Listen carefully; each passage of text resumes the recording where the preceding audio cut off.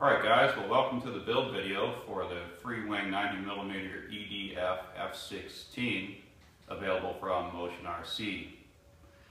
I just wanted to show you some things that I've been doing during the build here at the intermediate point in the build process, and there's some things that I just can't show you once I have finished the build overall. So what I'm going to do here in just a moment is I'm going to take the camera and reposition it so that we can get some close-up shots of some of the things that I'm doing right now and some of the things that I've already done that you might find either interesting or kind of fun or maybe helpful. Everybody's kind of got their own style when it comes to building these things. I just want to share some of my thoughts with you. So far the build's been really good. I haven't had any complaints. And I'm really excited still about doing the maiden flight on this airplane.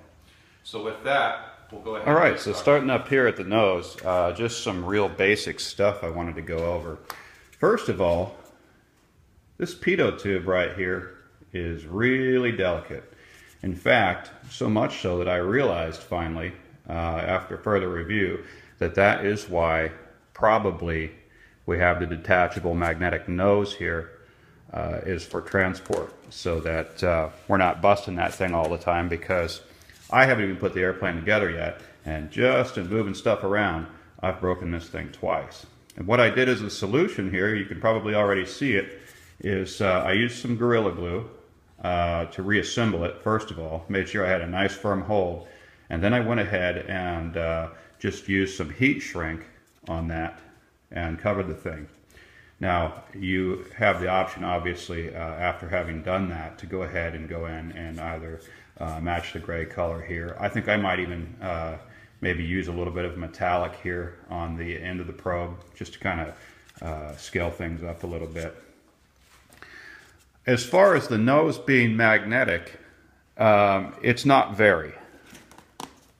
You know, it sits on the airplane fine. And, you know, it's got some pretty good pull, but I have a feeling that that's not quite going to be as firm a hold as I want. You know, if we bounce a landing or something like that, I don't want this thing popping off and tumbling up underneath the landing gear of the airplane and getting all marred up. So what I did as a simple solution is I went ahead and ordered some of these small rare earth magnets off of eBay. And you get a whole stack of like I don't know, 20 of them for just a few bucks. And I'm just going to go ahead and pop them on here, just like this. And what that does for me, rather, is that gives me a much better hold on that nose cone. So that's not going to come off of there. Most probably, unless I really stick this thing in hard and bounce it real hard. Just on any normal landing, we're not going to see that nose coming off of there now with those additional magnets. Another fun thing I did with the probe, just, you know, when you're out at the field, maybe you've got the airplane sitting on the table or something, there's people walking by, you know, maybe the nose is hanging out a little bit. I went ahead and created a red flag to go ahead and put on the end of that, and it fits on there real nice. That way it's more visible when the airplane's sitting on static display just there in the field. And the way I did that is I just took the female end of an old banana plug connector that I had laying around, and I went ahead and wrapped it with some duct tape, and then just doubled the tape back on itself and painted the whole thing red. And that fits on there just nice, just like that. Another thing that I did here that's kind of fun, they give you this option on this particular model, is I went ahead and included my own name right here underneath the cockpit window. The way I did it is I just went ahead down to Walmart there, and I picked up some transparent shipping labels and printed that out on my inkjet printer. And if you really wanted to go all out on it, I suppose you could go down to the hobby shop there, and they've got these decals that you can print on, and you know, the whole water transfer type, and you just go ahead and do it that way, and it would probably look even nicer. One other thing I wanted to point out when you're working with this model, this area right here is very delicate. You can see that if you look closely, I've already marred that up a little bit just in moving the airplane around while I was working with it. So lesson learned on that, and I wanted to point it out so that you guys don't end up making the same mistake. See if I can make that any clearer. There, yeah, you can see some of the marring. And I think what I'm going to do to solve that is I'm probably going to use some hinge tape and fold it back on here, and then I'm going to match the paint to hide that, and I think that'll probably look just fine. Alright guys, before we move on to the rest of the airplane, one thing that I wanted to show you, and just share with you really, is how I went ahead and scaled up the landing gear a little bit with just some white paint. The way I did that is I went in there with one of these paint markers that you can get at your hobby store or online for the gear, and then also I went ahead and sprayed the doors just using some white spray paint. Also did the wheel hubs. They look kind of plasticky, if that's a word.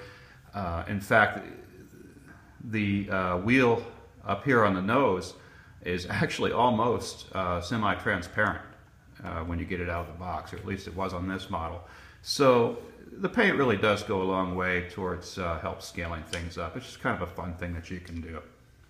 Okay, well, moving on to the aft section of the airplane, the exhaust nozzle back here, and the speed brakes.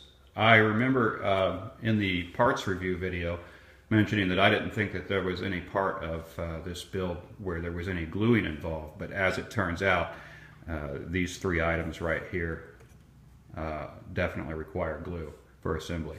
It's not a big deal. They all fit perfectly. The instructions are very clear. The mating is good. I, in fact, really wasn't worried about it, so you know, because of the quality of how the parts fit together. So I went ahead and did something that I don't normally do and used the 5-minute variety of 2-part epoxy to put these parts together. But like I said, they go together so easily, and if you just test fit them before you go ahead and put the glue on, it really is no problem when you're assembling it. If you aren't quite that bold, obviously just go with, you know, maybe the 15-minute variety or the 30-minute variety, and that'll give you a little bit of set time before it's too late and you're able to make a mistake or two. The other thing that I wanted to go over with you is if you look right down, so I've had to reposition the camera a little bit just to be clear about this, but if you look right down in here, I went and took a close look at my ESC connections, which they make accessible right here, and that's a good thing because when I looked in there, it looks like one of the connections isn't all that great. So what I'm going to do is I'm going to go ahead and just go in here with the forceps, and I'm going to go ahead and straighten that out. Alright, so it turned out I had to go in here with forceps on both sides of the plug to push those two parts of the ESC plug together and make sure that they were properly mated. Just one of those little detail things that you may or may not run into on your model, and it's a good idea to make sure that obviously those are good solid connections there where those plugs are seated before we go flying. Okay, so when you're doing your build, when you go to install the vertical stabilizer here, you're going to find that there are a few leads that you need to think about underneath the vertical stabilizer itself. The one that I'm going to be dealing with here in this part of the video is the lead that pertains to the LED light ring back here in the afterburner section of the exhaust nozzle. And all I wanted to do was demonstrate how I'm going to guarantee the security of that lead. There are 3 other leads that come up underneath the forward part of the vertical stabilizer, the leading edge up here. One is the lead for the rudder, flight control, and there are 2 other leads there for the white flashing lights that are found on the vertical stabilizer itself. When I talk about security though, you know, some guys like to go through, maybe just wrap a piece of tape around these to make sure that they don't come apart in flight, that's fine. But what I like to do is I've got some of this heat shrink that I picked up at the auto parts store. What I'm going to do is I'm just going to cut off a length that's going to go from end to end and cover the entire plug once it's assembled. And this stuff is stretchable. So all I did was just cut it there with the scissors, and then I'm going to take my needle nose pliers. It is a little bit tough to stretch, and I'm going to just work this. And you don't want to go too hard because you'll break it. You kind of got to be patient with it. And I'm just going to keep forcing it down on the plier there as I'm stretching it, and I'm going to go back in the other end here. You don't have to worry about stretching it, because if you're not familiar with this stuff, what happens is as soon as you heat it up, it's not only going to return to its original dimension, but it's going to shrink beyond that and just give you a real nice, secure, protective covering for your wires. It's good in all kinds of wiring applications. This is just one of them that I like to do for the model. So what we do then is we can go ahead now and we can slide that over the female connector. And then I'm just going to reach down in there and grab a hold of that so that I can pull it through carefully, because obviously I don't want to bend the prong sticking up out of that connector. You can see there, I think. And then I'm just going to make sure that the two are well seated. And then I'm going to go ahead and bring my heat shrink covering back on to the connector. And then just be careful that you don't tear it, because if you tear it and then you try to shrink it, it's not going to work. Alright, so there, now I've got that seated evenly over the entire connection.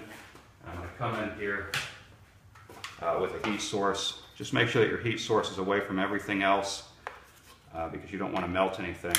And then just carefully just expose it for a short period of time until it's shrunk adequately to protect the security of that connection. And there you can see that it is, and that's not coming apart.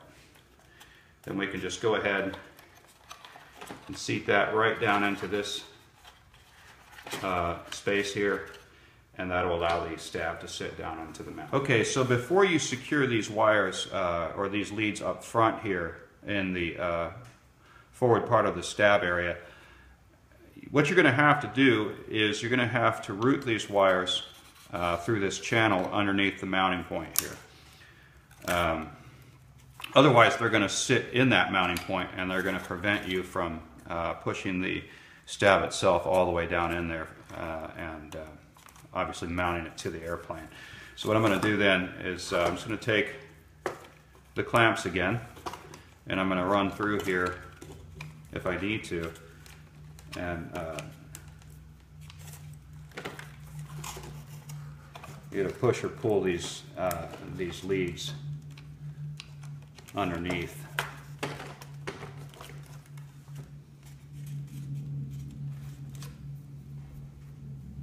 It's really kind of a confined space. You definitely need something like this to grab the leads and pull them through. Alright, had to edit that a little bit to get the whole thing in, because it took me a while to reach in here and grab this lead. But anyway, guys, all the leads are through there now, and I can go ahead and start securing these connections. Alright guys, so now I've got my connections made. I've got my heat shrink on there to make sure that those are solid connections and that they stay that way during flight. The thing to do then obviously is to position the stab first over the mounting locations, and then go ahead and take whatever you can as far as excess slack into that recessed area to help make sure this fits properly in the front. And then this will seat right down in there for you. And then the stab mounts with these 4 8mm screws here. So I'm just going to go ahead and take my cross-tip screwdriver and start mounting that.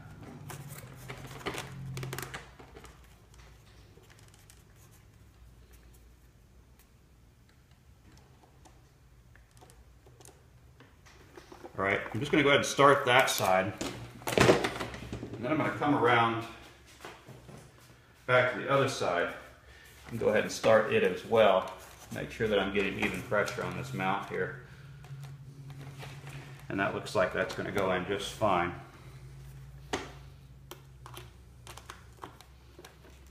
There we go.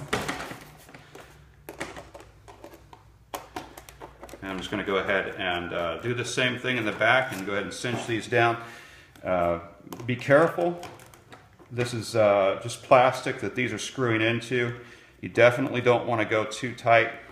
You just want to get to where it's snug, and then let it be from there. Because it'll be pretty easy to strip that plastic out if you're not careful.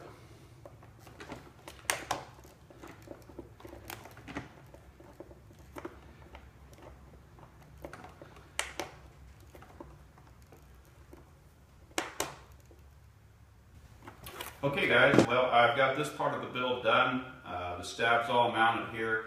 I showed you all the things that I wanted to show you in the middle of the build process, and what I'm going to go ahead and do now is get the wings and the horizontal stabilizers all mounted. I'm going to set up my radios, and I'm going to get into the book and figure out what my throws need to be for all of my flight controls and get all that squared away. And as soon as it's done, I guess I'll be done with the build at that point, and I'll go ahead and share that with you and any final thoughts. So I hope this was helpful and useful for you in some way, and we'll see you after. All right, guys, well, it's time for the final build review. I finished the model, as you can see here, and I have a bunch of thoughts that I want to share with you, as well as some things that I want to recommend that you probably should obtain before you go ahead and work on this model. Starting with the battery itself.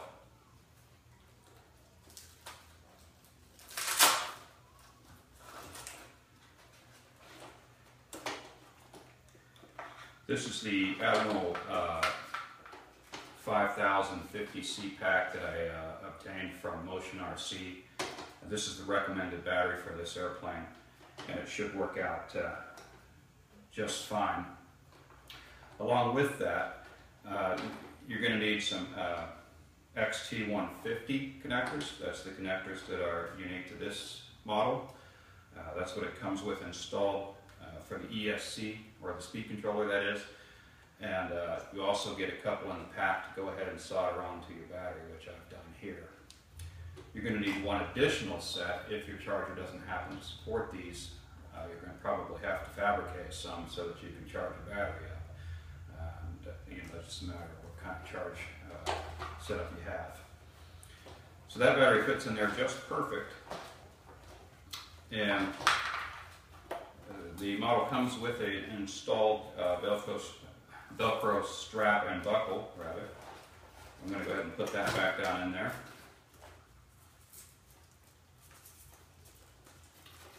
And just re-secure it for now.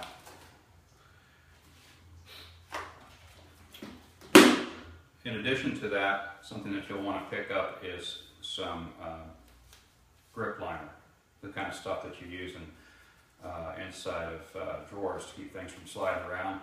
This stuff's cushioned, and it's got a non-slick, or a non-stick.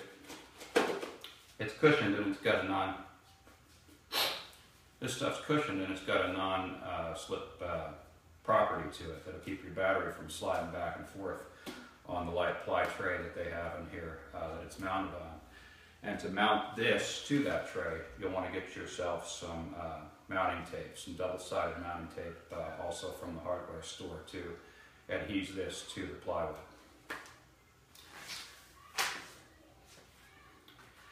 As far as the build is concerned,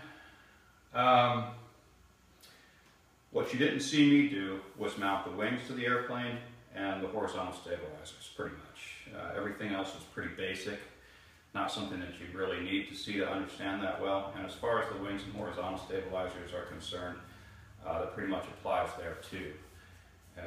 The main thing is pay careful attention to how you're aligning the wing spars. There are 3 carbon rods that come with this aircraft. 1 rod that runs all the way through the midship, and then 2 rods that go back here aft that are individual rods.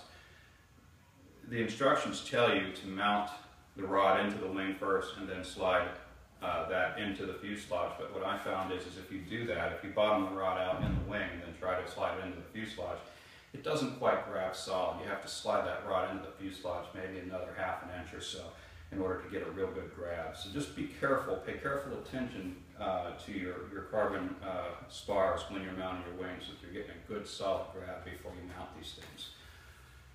They're not too bad to mount, but I'm going to go ahead and say, at least as far as I'm concerned, you're not going to want to be mounting these out of the field, I don't think. I'm sure you could if you wanted to practice doing it and just kind of get used to doing it, but it's just a little bit too complicated for that, I think, to get it right every time. Additionally, there are 4 metal screws, 2 on each wing, that mount these to the fuselage mounting points. And those metal screws go into threaded metal receptacles in the fuselage. And what I like to do there is I like to use blue thread locker to make sure that those screws don't back out due to vibrations in flight. So again, it's more of a permanent installation as far as I'm concerned.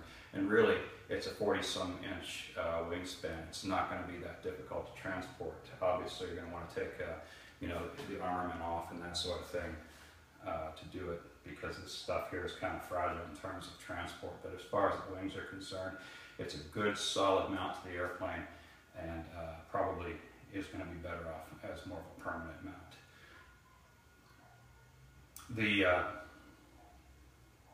The other thing there, obviously, is that you want to get yourself some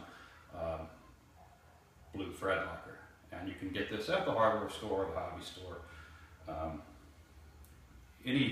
Any metal on metal screw contact, you want to go ahead and secure that. You've got it in the wing mounts. You've also got it back here in the horizontal stabilizers. So good idea to invest in a tube of that as well. The horizontal stabilizer spindles were a little bit tricky. The instructions for this airplane are decent, and they're going to give you the information that you can't get anywhere else. But as far as actually building this model is concerned, you're going to want to have a little bit of build experience before you go after it. The spindles on the horizontal stabilizer were a little bit challenging. You want to make sure that you space those properly and that all of your hardware is riding in the grooves that are provided on the spindles, both in the fuselage and out in the flight control itself, so that those are properly mounted. As far as the stabilizer setup is concerned, one of the other things that I want to recommend that you get for this model to help you with measuring is if you don't already have one, a caliper of some sort. This happens to be a digital caliper. I think I paid $15 for it on eBay, but a lot of these throws and things are measured in millimeters, very precise measurements, and that's what you'll get with one of these. As far as that's concerned, the instructions tell us to mount the horizontal stabilizer so that it's 7 millimeters from the bottom of the fuselage in this section right here. I don't know if you can see that, probably not in the camera, but that's one application for your digital caliper that you're going to need. So as far as the rest of it's concerned, there was a little bit more gluing, once again, on this airplane than I thought. Really nothing major. It has to do with the missile rails out here on the wingtips, and then the pylons for the external tanks are also glued into the fuselage. And what I used for that, and what I recommend you use for all the gluing applications on the airplane, is a good 2-part epoxy. This is 5-minute epoxy. I picked this up at the hardware store. Again, this is something that you can get at the hardware store or at a hobby shop. And most of you probably already know that. But just in case, what I don't recommend that you use, however, is the glue that comes with the kit.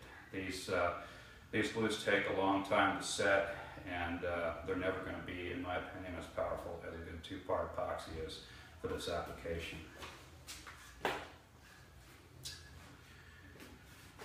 Really, there isn't much more that I want to talk about in terms of the build that's coming to me right off the top of my head. I think I've covered pretty much everything. I just want to recommend to you that you get a few more things to help you maintain the aircraft, especially if you happen to go through the build a little too quickly like I did. Well, I did it in the interest of getting this video done, and I made a few scratches and a few dents here and there on the airplane. And the way I'm going to deal with that, or, you know, when you're out in the field operating this thing, these things are going to happen too. So what you got to do is you got to have paint on hand that's a good match for what you have here. Well, the way to do that is, the simple way, is to take the horizontal stabilizer here down to the hardware store, Home Depot or Lowe's, either one. And the top of the horizontal stabilizer has the darker shade of gray, the bottom has the lighter shade of gray. Those represent the 2 colors basically that are used on this airplane outside of the decals. And you'll have them make you a couple of sample sizes for $3 or $4. Real cheap out the door. One is the darker gray shade, one is the lighter shade gray. Now you're covered. You can match the paint all around the aircraft and fix up any places where you happen to flake it off. Or if you happen to dent it, if you get this this Hobby Light filler from a hobby store or from online, this is a light spackling paste. Well, this one's not open yet. That you can fill in those dents and all that, the scratches, and then go over it with your paint colors. Get yourself a good couple of brushes just for this application and keep them nice and clean, and that should serve you really well. Another thing I want to recommend that you have on hand is this is some hinge tape. There are a few areas that I mentioned earlier in the build on this airplane where it's kind of delicate, and you're probably going to, unless you're super meticulous and super careful, you're probably going to make some dings in these areas ultimately. And I haven't really tried it yet, but I'm fairly certain that one thing you can do here is that you can cover these areas in this hinge tape and then go over it with the paint that we got, and it'll look just fine, and it'll clean up some of those dings. Also, probably want to get yourself a good sanding block just for general purposes. Like I sanded down the spindles a little bit to make them a better fit for the horizontal stabilizers. I didn't quite want to go in there right away. Just some burrs and things on the metal. And yeah, that's pretty much it as far as supporting supplies and materials. I'm pretty sure the only other thing that I wanted to mention here is all of these mounting points for the armament and for the external tanks are just fine as far as I can tell for in-flight purposes. You might want to go over the bottom side of these outboard rails with maybe some epoxy, or some of you guys know how to glass this foam. That might be a thing to do. You know, if the airplane's rocking back and forth, you know, in the wind or something on landing, maybe those are going to get damaged. Other than that, yeah, I don't see any place that you would really want to reinforce anything. But I do recommend that unless you're going to reinforce these mounting points, probably these are best reserved just for static display. And I only say that because this thin section up here, while the rest of this is foam reinforced with plastic, this is just foam, it seems like, sticking out up here. And I'm sure that'll get busted off pretty easily if you're going to go ahead and operate the airplane with these installed. So probably just static display for these missile mounting locations. Also wanted to mention, and I don't know if you can see these in the video or not, but right here underneath after the wing, there's a couple of fins back here. And those fins are mounted onto the airplane according to the instructions with the button-head self-tapping screws that they supply. And they're actually pretty durable. They're made out of light plywood, the hobby type application. And they mount right into some really good strong points down there. But one thing that I went ahead and did in addition to those button-head screws they supply is I went ahead and applied some epoxy onto the mounting points before I screwed those onto the airplane. So really that's it. It's a great looking model. I can't wait to get out and fly it. I'm sure glad that you joined me for the video as far as the build and all of the parts reviews and everything. And I hope that you enjoyed it, and I hope that you come back and see the flight video once I get that out there. Again, thanks for watching.